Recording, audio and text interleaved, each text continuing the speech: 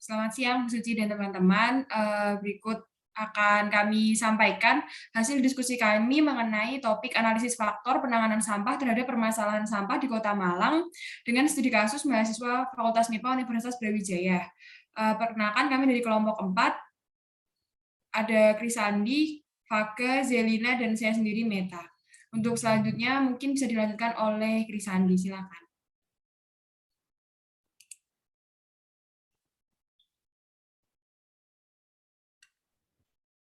Daftar isi. Yang pertama, pendahuluan yang terdiri dari latar belakang dan tujuan. Yang kedua, metode penelitian yang terdiri dari sumber data, langkah analisis. Yang ketiga, hasil dan pembahasan. Keempat, kesimpulan dan saran.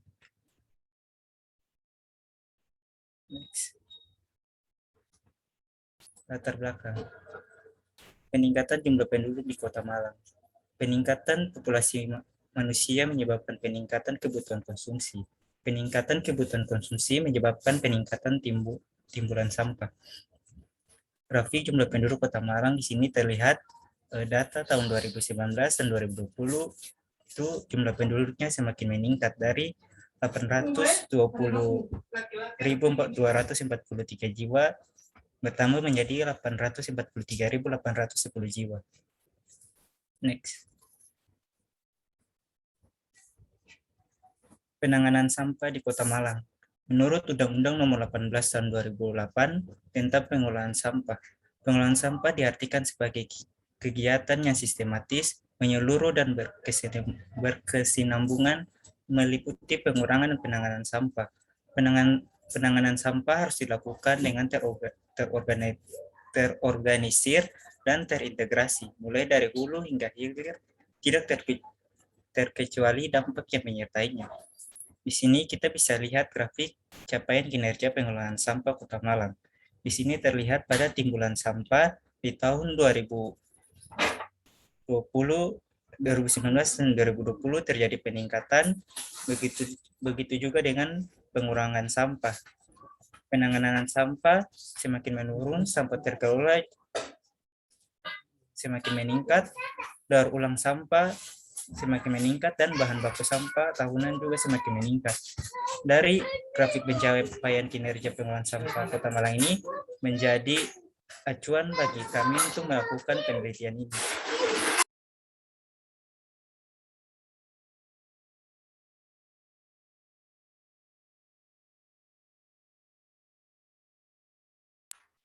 Tujuan dan sumber data.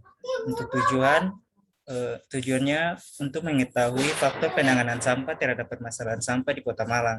Sumber data yaitu data primer dengan kuesioner dengan sampel yang kami peroleh yaitu 53 responden dan skala pengukuran yaitu skala Likert 3 poin. Yang pertama buruk, kedua ragu, dan ketiga baik. Selanjutnya mengenai variabel penelitian, pada penelitian kali ini kita menggunakan 4 variabel yaitu kesadaran dan perilaku masyarakat, peran pemerintah, sarana dan prasarana, serta pembiayaan. Pada setiap variabel penelitian kita memiliki 4-8 indikator yang dijadikan item pertanyaan pada kuesioner yang kita sebarkan. Seperti yang tertera pada slide berikut. Selanjutnya mengenai langkah analisis, yang pertama yaitu uji validitas dan reliabilitas item kuesioner, di mana uji validitas menggunakan corrected item total correlation yang nilainya lebih dari nilai R tabel dengan alfa 0,05 dan derajat bebas N-2, maka item dinyatakan valid. Untuk uji reliabilitas digunakan crown batch alpha standardized items lebih dari 0,6, maka item dinyatakan reliable.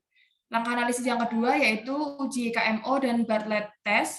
Dengan nilai KMO lebih dari 0,6, maka analisis faktor dapat diterapkan, dan nilai p-value Bartlett test kurang dari 0,05, maka analisis faktor dapat diterapkan. Langkah analisis yang ketiga yaitu uji MSA, di mana nilai MSA masing-masing indikator lebih dari 0,5, maka indikator tersebut dapat diikutsertakan dalam ekstraksi faktor. Langkah yang keempat yaitu ekstraksi faktor dengan prinsipal komponen analisis atau analisis komponen utama dengan nilai eigen lebih dari sama dengan 1, maka indikator tersebut dapat diikutsertakan dalam rotasi faktor. Langkah analisis yang terakhir yaitu rotasi faktor dengan Varimax method, yaitu dalam rotated component matrix, nilai terbesar pada masing-masing indikator merupakan kelompok faktor terkait. Selanjutnya, hasil dan pembahasan uji validitas. Berdasarkan tabel 2, indikator V4, V7, V13, V14, dan V18 dinyatakan tidak valid, sehingga perlu dilakukan uji validitas tahap 2 dengan menghilangkan indikator-indikator yang tidak valid. Hasilnya tertera pada tabel 3, yaitu uji validitas tahap 2, di mana terdapat 18 indikator yang keseluruhannya sudah valid. Selanjutnya, hasil dan pembahasan mengenai uji reliabilitas.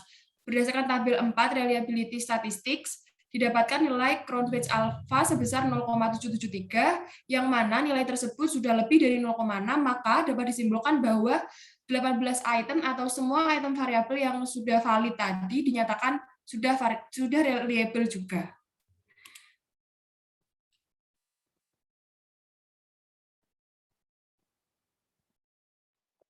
Kemudian selanjutnya pengujian KMO dan Bartlett test. Berdasarkan tabel, diketahui bahwa nilai KMO sebesar 0,718, di mana nilai tersebut lebih besar dari 0,6. Dan nilai Bartlett test-nya sebesar 345,212 dengan nilai signifikansi sebesar 0,000, di mana kurang dari 0,05. Jadi dapat disimpulkan bahwa jumlah sampel cukup untuk difaktorkan dan antar variabel saling berkorelasi dan layak digunakan dalam analisis faktor.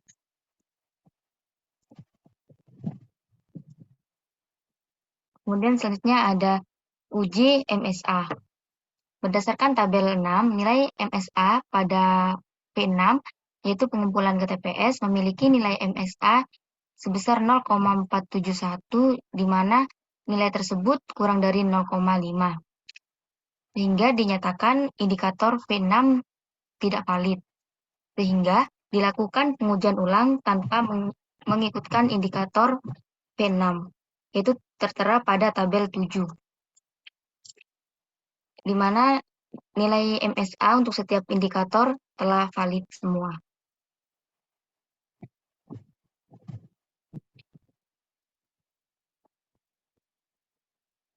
Kemudian ada tabel 8, estimasi komunalitis. Pengujian ini dilakukan untuk menunjukkan seberapa besar indikator dapat menjelaskan keseluruhan faktor. Pada tabel, indikator kemudahan membuang ke TPS yaitu V17 memiliki nilai paling tinggi sebesar 0,801. Artinya indikator V17 dapat menjelaskan faktor sebesar 80,1% dari keseluruhan faktor yang terbentuk. Kemudian untuk V20 memiliki nilai yang rendah, yaitu 0,441, yang artinya V20 dapat menjelaskan faktor sebesar 44,1% dari keseluruhan faktor yang terbentuk.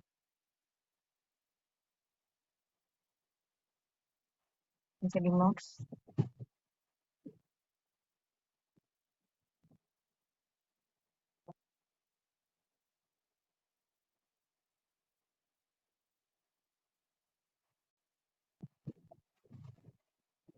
Mungkin bisa di next.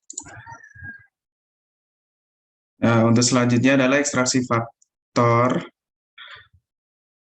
dengan prinsipal komponen analisis bisa disebut dengan PCA. Dari 17 indikator yang terdiri dari 4 variabel yang dianalisis, terdapat 5 faktor yang membentuk dari satu komponen hingga 5 menunjukkan nilai eigen lebih dari 1. Maka terdapat 5 faktor yang terbentuk. Next.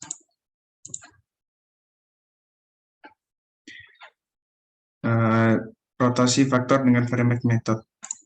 Tabel berikut adalah menentukan indikator dari faktor yang terbentuk dilakukan untuk membandingkan besaran korelasi pada setiap barisnya.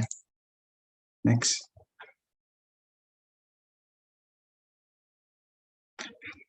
Dari indikasi indikator kemudahan membuang ke TPS, tersedia TPS, tertib bayar retribusi, adanya pengangkutan, tarif terjangkau, persampahan butuh biaya, faktor yang terbentuk adalah prasarana dan pembiayaan dengan eigenvalue sebesar 4,059 dengan varian sebesar 23,875.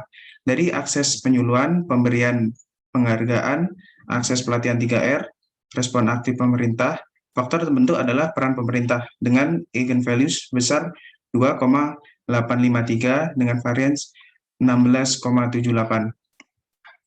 Dari indikator mengetahui pemilahan, melakukan pemilahan, dan mengetahui 3R, faktor terbentuk adalah pengetahuan dasar dengan eigenvalue sebesar 2,086 dan varian sebesar 12,272. Dari keterlibatan warga, rutin pengumpulan, faktor terbentuk adalah kontribusi masyarakat dengan eigenvalue sebesar 1,174 dengan varian sebesar 6,904. Dari indikator terakhir yaitu tidak membuang sampah ke sungai dan tersedia bak sampah atau loak. Faktor terbentuk adalah kesadaran masyarakat dengan nilai eigen sebesar 1,125 dengan varian sebesar 6,617. Next. Berdasarkan analisis yang kita ketahui, kesimpulannya adalah faktor prasarana dan pembiayaan mampu menjelaskan keragaman faktor sebesar 23,874%. Dengan 6 indikator, yaitu kemudahan membuang ke TPS, tersedia TPS, tertib bayar retribusi, ada pengangkutan, tarif terjangkau, dan persampahan butuh biaya. Faktor kedua adalah faktor peran pemerintah, yang mampu menjelaskan keragaman faktor sebesar 16,78%. Dengan 4 indikator diantaranya adalah akses penyuluhan, pemberian penghargaan, akses pelatihan 3R, dan respon aktif pemerintah. Faktor yang ketiga adalah faktor pengetahuan dasar, yang mampu menjelaskan keragaman faktor sebesar 12,272%. Dengan 3 indikator yaitu mengetahui pemilahan, melakukan pemilahan, dan mengetahui 3R. Faktor keempat adalah kontribusi masyarakat, yang mampu menjelaskan keragaman faktor sebesar 6,904%. Dengan 2 indikator yaitu keterlibatan aktif warga dan rutin pengumpulan. Yang terakhir adalah faktor kesadaran masyarakat, yang mampu menjelaskan keragaman faktor sebesar 6,617%, dengan 2 indikator yang tidak membuang sampah ke sungai atau kebun, dan ketersediaan bank sampah atau loak. Next, terima kasih. Sekian dari presentasi analisis faktor penanganan sampah terhadap permasalahan sampah di Kota Malang dari kelompok 4. Wassalamualaikum warahmatullahi wabarakatuh.